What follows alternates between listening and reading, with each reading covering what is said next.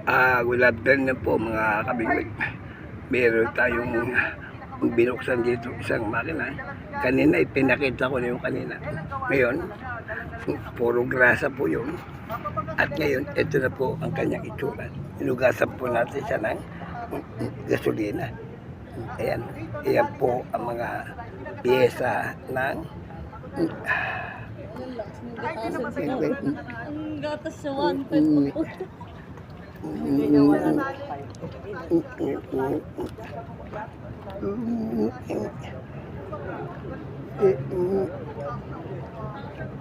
Mitchell po yan, 810.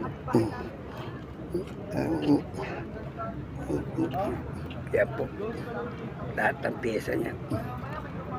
Ngayon, bubuuin na po natin.